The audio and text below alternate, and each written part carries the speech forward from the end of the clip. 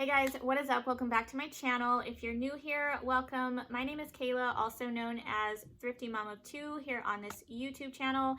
I'm a full-time reseller. I sell on Poshmark, Mercari, and on eBay. And today I'm just going to be doing a quick Q&A, question and answer video. I've been doing these occasionally here on this channel, so if you do have any questions for me, definitely drop them in the comments down below and I will eventually get to them and answer them in one of my videos. I like doing it this way because I can elaborate more on questions. It's just easier for me to explain things in video form versus trying to like type things out, which I will try to individually like write you guys back as well.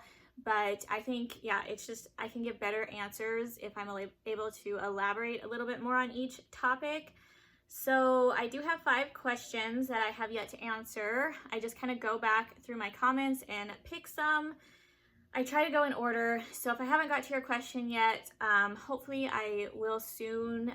If it's been a while and I haven't got to your question, I may have just missed it, or it may have got filtered out of my comments. Sometimes YouTube will filter certain comments to where I don't see them for unknown reasons. And yeah, just leave me the question below again if it seems like it's been a while and I haven't answered yet.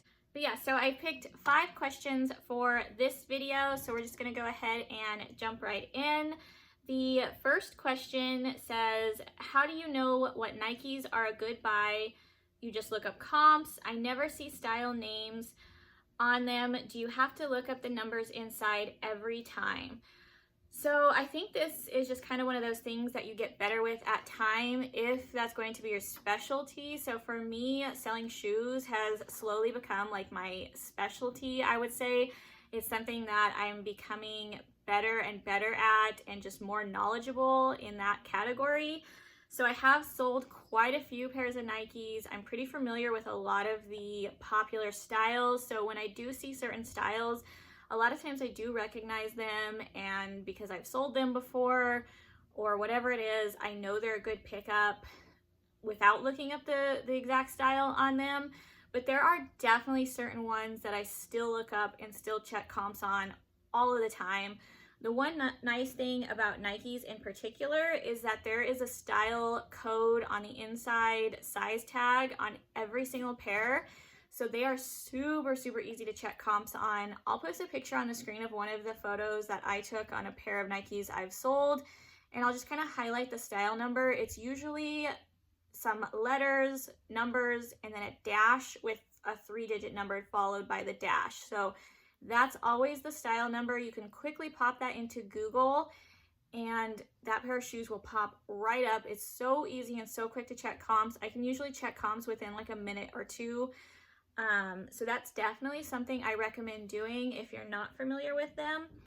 But yeah, with anything, with any category, the more you sell in that category and the more you expand your knowledge, the better at it you'll get.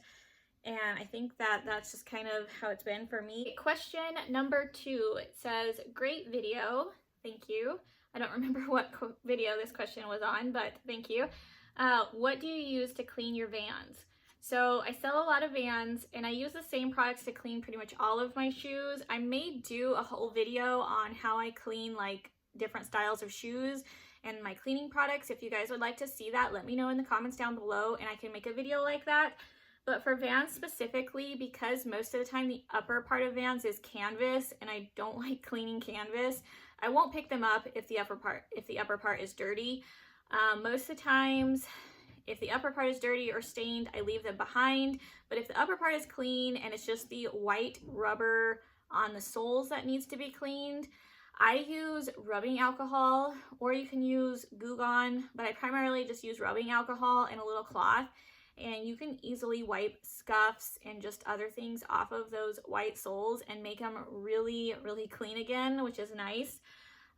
So that's primarily what I use on Vans. If there's like dirt or anything on the bottom, sometimes I'll use a scrubber brush and some Dawn dish soap to wash that off.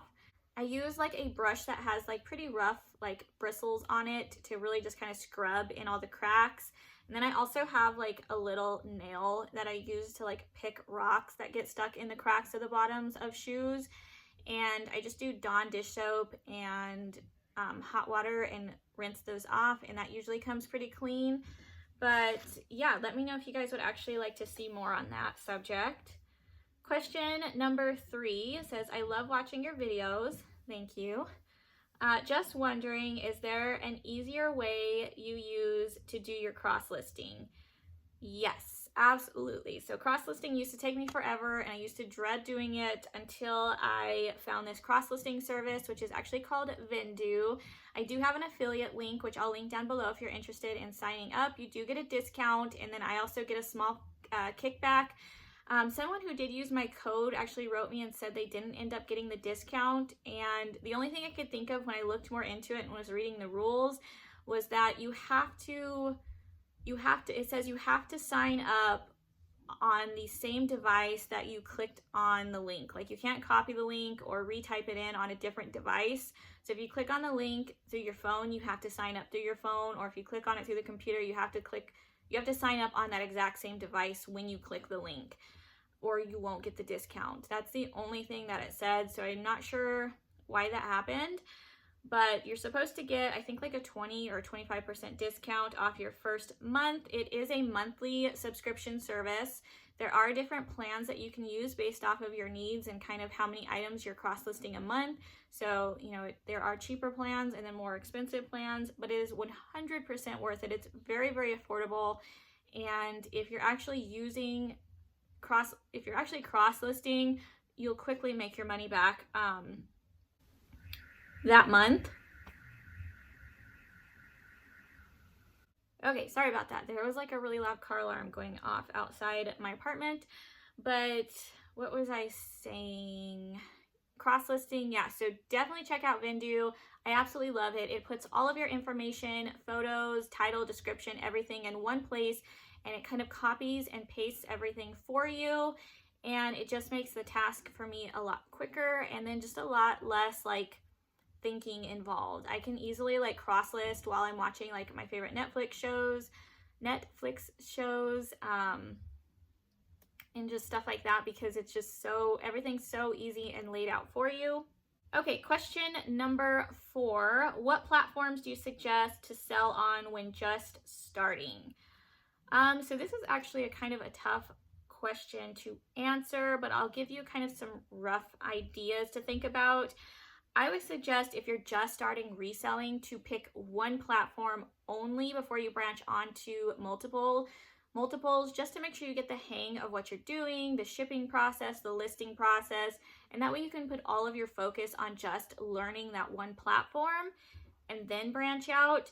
But really picking a platform, I can only speak for the 3 that I sell on, which is Poshmark, Mercari, and eBay, because those are the only ones I'm familiar with. But it depends really on what you're selling. I would say for Poshmark, if you are reselling clothing, especially like designer or in-style clothing items, I would sell on Poshmark. Poshmark is primarily women's fashion. There's men's fashion on there too, so you can definitely sell men's. You can even sell kids, but primarily women's fashion. A lot of designer and just in-style pieces. Doesn't necessarily have to be designer. You can sell like mall brands and stuff as well, but they just have to be like in-style, in-demand pieces for them to work well on the platform. So if that's kind of what you're selling, I would definitely recommend Poshmark. If you're wanting to branch out into other categories like home goods or electronics or toys, anything like that, I would highly recommend Mercari. Mercari is great for categories outside of clothing. Clothing can sell on that platform as well. In fact, I actually sell a lot of shoes on Mercari, so shoes seem to do really well.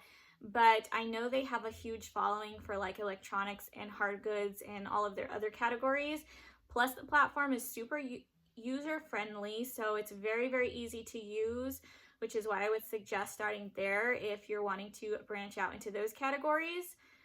eBay, on the other hand, also has a bunch of categories you can sell in, and it's kind of like, reminds me of like a huge online yard sale, I guess, something like that, because there's just so many things you can sell on there, but it is not as user-friendly, and I just feel like it'll give you a lot more headaches if that's the platform you're starting on. You definitely can start on that platform. There's lots of tutorial videos and people teaching how to really sell on eBay, and the more you do it, you'll definitely learn. But it is just a little bit more of a headache and not as user-friendly as Mercari. So if you're new completely to reselling and you just need to kind of learn how to communicate with buyers, how to create a listing, how to do your photos, how to ship an item, I would suggest starting on Mercari or Poshmark first. Okay, and then the final question for this video, question number 5, do you ever make bad buys? Sometimes I have to sell an item just to get my money back. Absolutely. I think every single reseller makes bad buys. If they don't admit it, then they're lying. Everybody makes bad buys. We all pick up items that we think are going to sell well for one reason or another, and then they just end up not selling well. Or maybe we pick up an item that we didn't realize was flawed until it was, too late to return the item, which depreciates the value of that particular item. And so now that item may become like a bad buy. So many different reasons why an item may not sell. But this is also another reason I love selling on multiple platforms, because you do have a different audience on each platform. There are some items that I have listed for like as cheap as $10 on Poshmark that have no attention, no likes, nobody interested, and that will sell for full price on eBay. So just kind of branching out has really helped me move some of those bad buys. But there is no shame, I think, in admitting that you made a bad buy and accepting an offer just to make your money back on the item.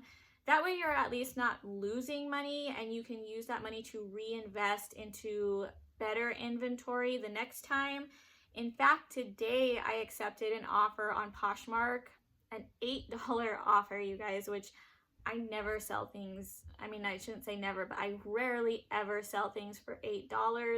But I did accept an $8 offer on a sweater that I picked up over a year ago. I've had this thing for a really, really long time.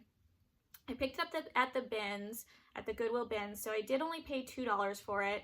I think after fees, I made $5 on this sale. So I did make like a small $3 profit. Absolutely not worth my time that I put in to photograph and share this item for a year. But I picked it up because it was mustard yellow, which was an on-trend color, and it was just a really cute sweater. But nobody wanted this sweater, you guys. I could not move it. So there was no point in me countering this offer, even though I don't like to sell things for $8. I accepted the offer so quick. I made a bad buy. I at least made my money back on the item. I didn't lose money on the item, and now I can take that $5 and reinvest it in something better.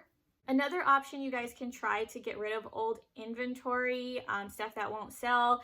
You won't make as much on the item, but at least to get some of your money back, or maybe all of your money back on the item, is trying to take your items to consignment stores, buy sell trade stores, like Plato's Closet, Clothes Mentor, I think is what it's called.